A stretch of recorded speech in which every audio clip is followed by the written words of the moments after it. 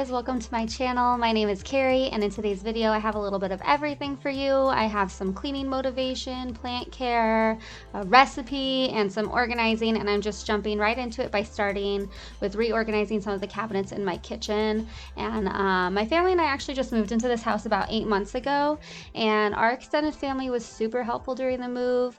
They helped us move everything over from our other house, which is about 2 hours away, and then they even helped us unpack. And so, you know, when you move into a new house, like you haven't had the time to get to know the space and see what works best, so you kind of just start putting things where they fit best. And so I was super grateful for their help. But now that I've just kind of like marinated on it for a while now and worked in this kitchen, I've finally worked up the motivation to start moving some things around so that it's just a little more functional. And so I'm starting in what we call our junk cabinet. We always have a junk drawer just for stuff that we like frequently need and like ends up on our counter, but we just need to hide it. So I bought those little baskets. One is for all the electronics cords and chargers that we, use often. And then the other is for our junk drawer, which is like a lot of like our Ring doorbell, screwdriver, because that's where it belongs, not with the tools, it belongs there, and batteries and just random things.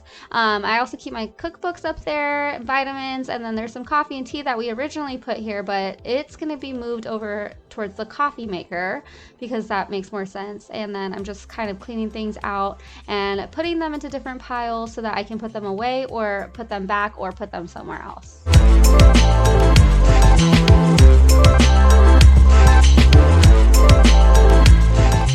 Definitely want to keep all my vitamins down here as opposed to my medicine cabinet, as well as the first aid kit. I just like to have it down here so it's easy to grab and I don't have to run upstairs. But I like to take my vitamins before I eat, and it's just much easier to remember when they're right here in the kitchen. And so now I'm just going to go around and start putting things away where they belong and wiping down the counter. And today I'm using my Norwex E-cloth. It is basically just cleaning with water, no chemicals, and my vacuum is a Dyson V11 Torque.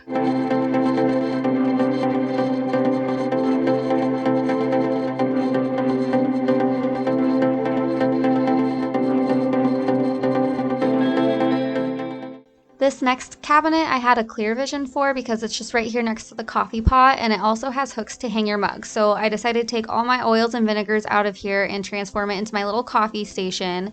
And originally we had all of our mugs and cups in this cabinet to the left of it, and I'm going to be moving the other half of those cups over to what used to be the spice cabinet.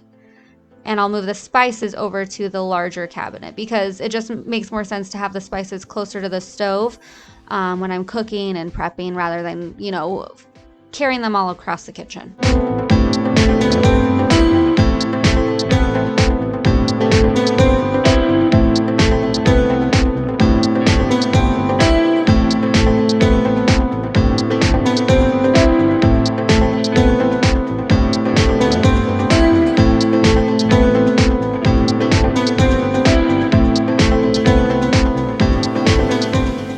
If you're new here, I just want to take a minute and say hello. As I mentioned before, my name is Carrie, and my husband and I have been married for going on 11 years now.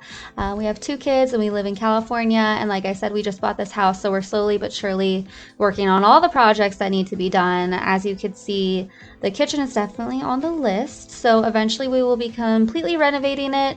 And we also have 3 bathrooms that need to be updated, and every room in the house needs to be painted, actually. So if you're interested in those types of videos, home improvement, homemaking, DIYs, cooking, and cleaning, please consider subscribing to my channel. I would love to have you. And right now we're actually working on renovating our pool, which you'll get a little sneak peek of later in this video.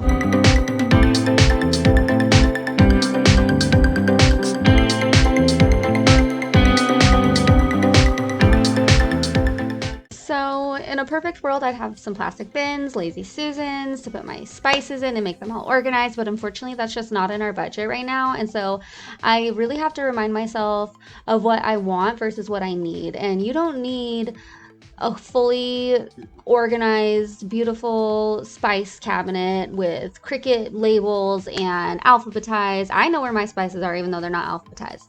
But you don't need those to make a delicious meal. You don't need your pantry to look like Khloe Kardashian came over with her apothecary jars and her stacked Oreos, and that you could feed the whole neighborhood if you wanted to. You know, don't feel the pressure to buy things that are not within your budget, just because you see these videos on YouTube and TikTok that are showing you what you think that your pantry should look like. You know, as long as you have food to eat, I'm just grateful for that. So eventually I'll get some, just because, you know, it can protect your cabinets, but I would rather wait until I can buy a higher quality product than go to the dollar store or the Dollar Tree and get something that I'd probably have to replace sooner rather than later.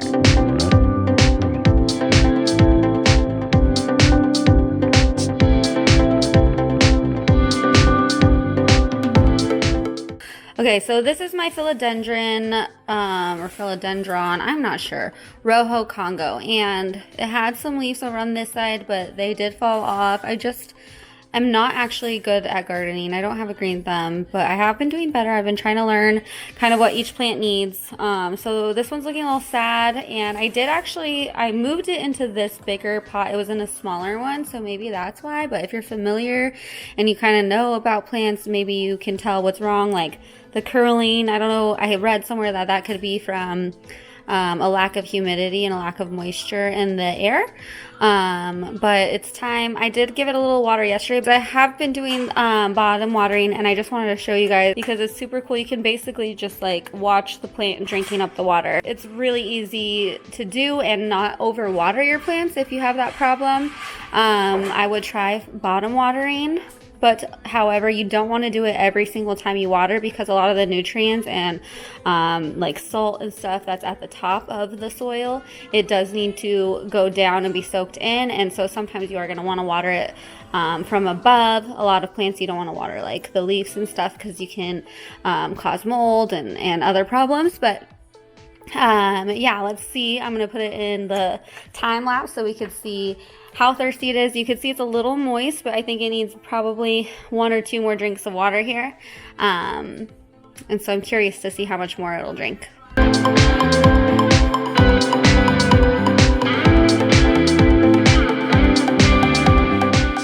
Okay, so I let that go for about 35 minutes, and I think that's all it's going to drink up.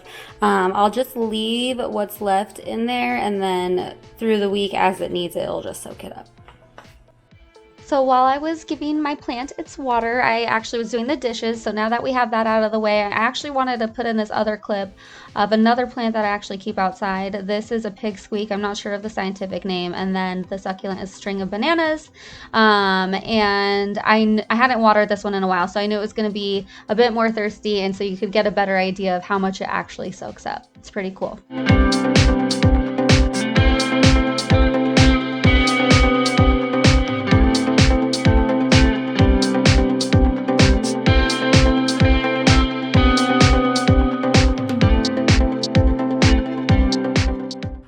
Okay, so it's been about an hour now, and I think it's soaked up everything that it's going to soak up. But I'm just going to go ahead and take some of these leaves off very gently that are damaged. And I don't want to damage any of the new growth.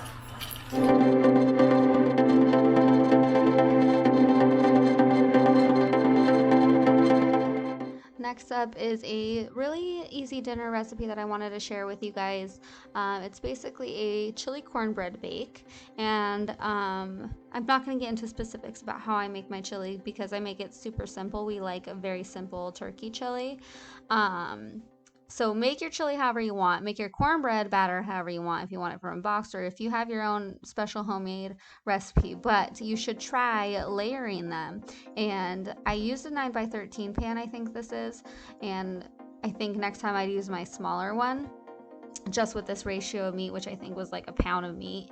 And then the can of beans that I put in to the cornbread, I think it could have been a thicker layer of meat. But it was still really good. And I actually forgot to put my cheddar cheese on before I baked it, but that was fine. I pulled it out and put a layer and then popped it back in with some cheddar cheese and some green onion. And we like to top ours with sour cream, but you could also do, you know, fresh chopped white onion or whatever else you like to put with your cornbread and chili.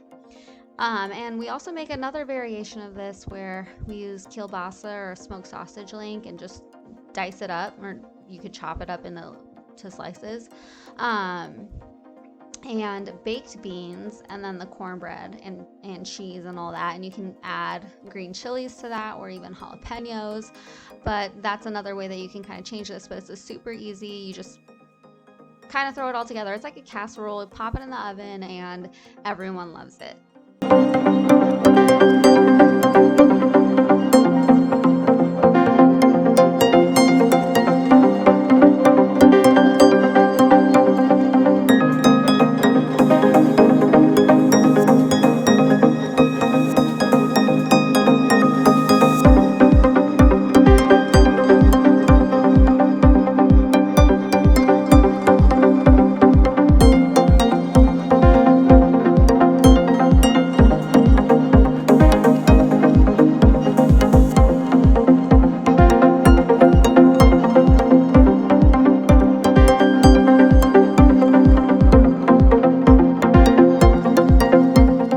So this is actually recorded the next day. I had gotten a new wallet in the mail because my other wallet was broken. So I had moved everything over and I figured I'd take the time to clean up my purse and just give it a really good vacuum.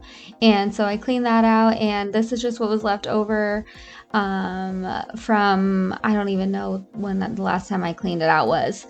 I actually need a new purse now. But then even moving later on into the next day, I just had like a bunch of random projects this whole week that I was kind of just like, oh, I could film this, I could film this. And at this point, my husband, he was cleaning outside, so I asked him if he would mind if I filmed him cleaning the patio. Like I said, we were renovating our pool. We still are in the middle of renovating it. We're waiting for them to do our mini pebble tech. There are some supply issues right now with that, so they said it was a couple weeks out. It's been almost a week now. So I think next Monday they're supposed to come and do that. But they had done the tile and the ledger, and you might get a little glimpse of it here. And I'll definitely be making a video about it later, about the, you know, the whole process and the finished product. But there was just a ton of dust all over our patio, so we wanted to hose it down. We wanted to wipe down the furniture, and my husband had already hosed off all the cushions from the table and our couch here. And also we had just opened up our little lounger. I guess it's not little, it's a big lounger. But if you have nice patio furniture and you have covers over it, you might think that you're fine, like it's protected and all that, but you will want to watch out for any rats or mice that might want to make a home in your nice covered patio furniture. So we had opened it up just to make sure there was nothing there, and we ended up cleaning those cushions as well. But I also wanted to wipe down the window here, which you'll see in a little bit. Just before we move the couch back. Sometimes we'll move it into the position that it is now so we can watch movies on our projector out here. But I'm super excited for our pool to finish, and so that we can just enjoy our backyard. We still have a little bit of work to do back here with our retaining wall and back gate that was damaged by a palm tree, and so I can tell you all about that. But just the moral of the story is, don't put a palm tree close to your pool, because I know it looks nice, but the root system, it damaged our pool completely. And so we had to pay a lot of money to get that fixed, get the palm trees removed. We had to remove 3 trees. I think we should remove 1 more. But this is the end of the video. So if you guys made it this far, I really appreciate you listening to me gab on forever. And I hope that you will like this video and subscribe for more content. And I will see you in the next one. Bye.